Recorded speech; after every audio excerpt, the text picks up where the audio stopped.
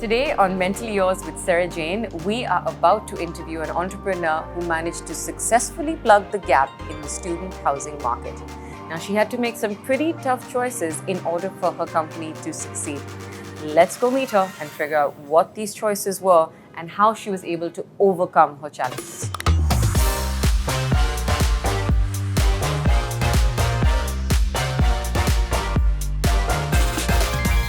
Hello and welcome to another episode of Mentally Yours. I'm Sarah Jane and I am here today with Shubha Lal. How are you? Very well. Thank you so much for having me. Thank you for being here.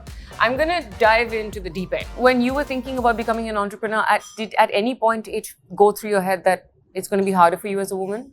So it didn't go through my head. I have a very interesting story on this. I spoke to my dad about it, and my dad has never stopped me, right? I'm the only child. He's always pushed me to do whatever I wanted to do. But when Nidhi and I pitched this idea to him, he says, God, no. But that was his first reaction. He says, are you sure you want to do this? You're leaving a 10-year corporate job. You're probably looking to get married soon. But these are questions you have to address actively. So when I met my current husband, we were not taking a salary in our first year, right? So, and he was at that time, he's a lawyer, he was thinking of doing an independent practice. But we both realized that we both can't be, have a steady income. So he actually took a step back and took a That's corporate amazing. job. I'm eternally grateful, right? Yeah. Thankful for him because I think that allowed us to have a stable life. What do you think made that possible for him as a man? Not a lot of men have the ability to even comprehend that, oh, I can do it this way too. Yes. I can take a step back. It doesn't make me less manly. It doesn't make me less of a breadwinner for the family. What made it possible for your husband, you think, to have that kind of approach towards you? I think a couple of things. I think his upbringing played a big role in it. His mother had always been working. She kind of always pushed. So he had seen women working. I think he didn't have that sort of role model of someone who's only at home and only taking care of the house. I think second was a bit of an open conversation from me. I said, this is my dream. I am building this. And if you're going to go on a longer life journey, we need to find a way to balance each other. I think what happens is women themselves don't want to have this conversation. They themselves put themselves under the pressure that I must be looking after the house. Yes. I must be doing this. I mean, I'm here today. My husband is taking care of our house and our pets. That's what he's doing today. And tomorrow, when he's out for a conference, we switch roles. I think it's about balance, but it's also actively having that conversation and saying this is what works and this doesn't work. From my personal experience and from the number of astounding women that we've interviewed on this show, I feel like there are certain unique challenges that women face and only women face them. Have you faced any? First time I went looking for funding and real estate, right? So we ended up meeting not so professional investors. The first question they asked me, aapke father ne aapko allow kar diya? Now, it's not a question you expect, right? But you have to keep a straight face. Then I'm sorry. I'm laughing because I'm part annoyed. I'm like part funny. But that's the only thing you can do. You can just laugh at it. Then wait for the second one. Oh God, okay, it gets worse. Then I said yes. Then he said, but आपकी जब शादी होगी तब आपके husband allow करेंगे. And I was like, this is going from bad to worse. But it's a legit question. It's a legit question that I'm sure that, a lot of female entrepreneurs, wannabe female entrepreneurs are watching this show are thinking, what will the male members of my family say? But no, you would never ask a guy that question. He's going to get married too as well. Of course not. You would never ask that question, which is why it was so surprising. But first time somebody asked us, it really hit us, right? Yeah. Because you're not used to How did you feel? Small, worthless, like I've never needed permission. It didn't make you angry? The thing is, I was expecting it probably at some level.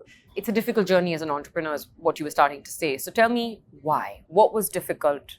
And then I want to know, how did you overcome those difficulties? So our first difficulty when we started was nobody understood the idea, right? Everybody said there are enough PGs around, there are enough hostels around. What are you going to do differently? Nobody will pay this kind of money for it. So I think convincing people the first time was difficult. Convincing my first landlord to rent out this massive building that he had built to two women who had just started the business. I think that was difficult initially, but I think every entrepreneur has to sort of keep at it. If you truly believe that this is a good idea and a good product, and the feedback that you're getting from your customers is on the right path, you are your best spokesperson. If you can't sell your product, nobody else can, right? What I would like to know, though, is a little bit of your background, Sure. your personal life.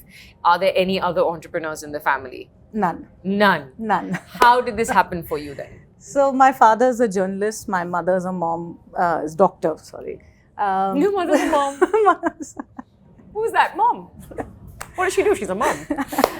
So, yeah. So no business in my family at Right, all. And yeah. I would say when I graduated from MBA and I got into a job, I had no plans of becoming an entrepreneur. This Okay. wasn't something I grew up thinking is what I always wanted to do. Right.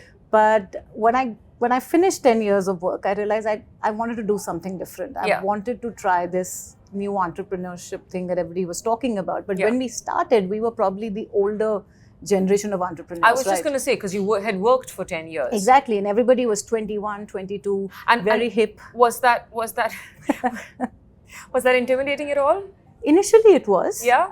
Talk to me about it a little bit. See, because at that time, a lot of entrepreneurs who were getting talked about, or some of the startups that were getting talked about, were, younger, 21, 22, possibly college dropouts who had this brilliant idea that they had started with, right?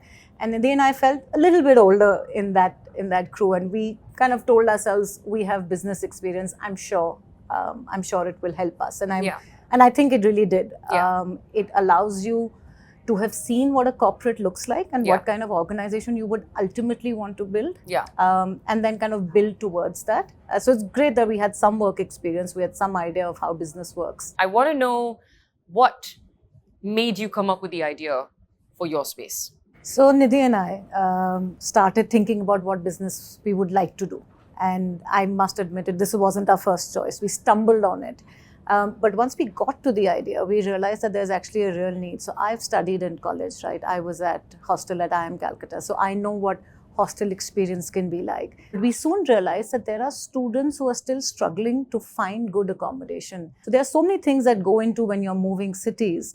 We wanted to take a part of it and make that easier. So we actually had the idea when we were both working in London. So if you were to look at this tapestry of your life, and if we were to specifically look at the part where we spoke about physical health, we look at the part that specifically discusses mental health in keeping with your journey as an entrepreneur. What has that journey been like for you with the backdrop of mental health? See, I think I started or was brought up with saying you have to suck it up and do everything. Like this is what needs to be done.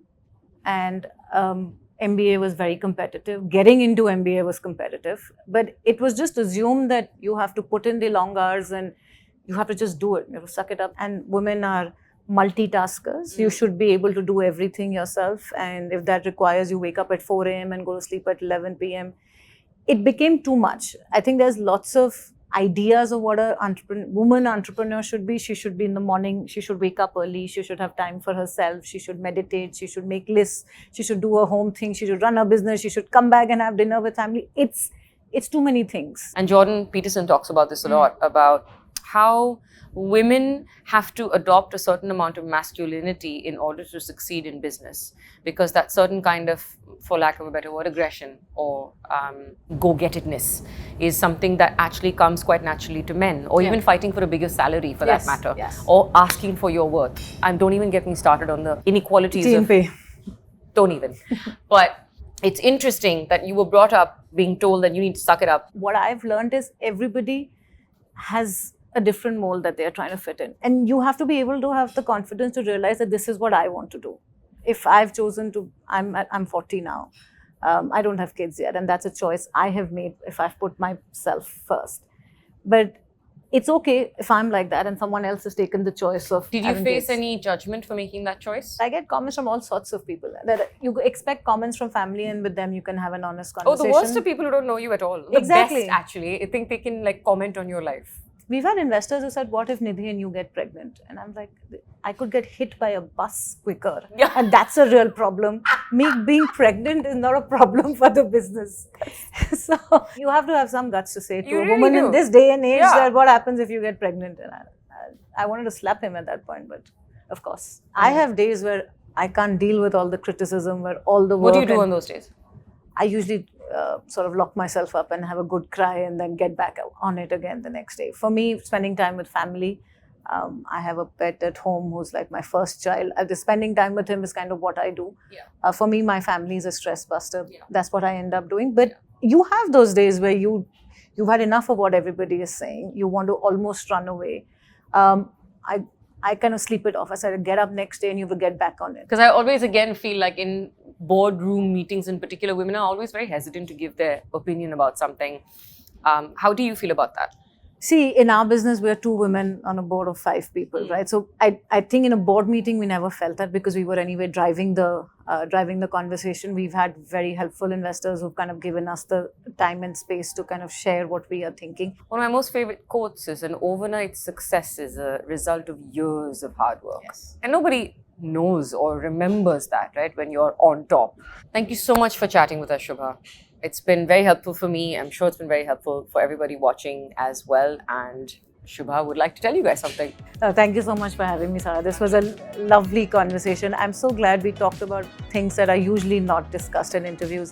And if you liked what we discussed, please like, share, and subscribe Butterfly on YouTube. Thank you.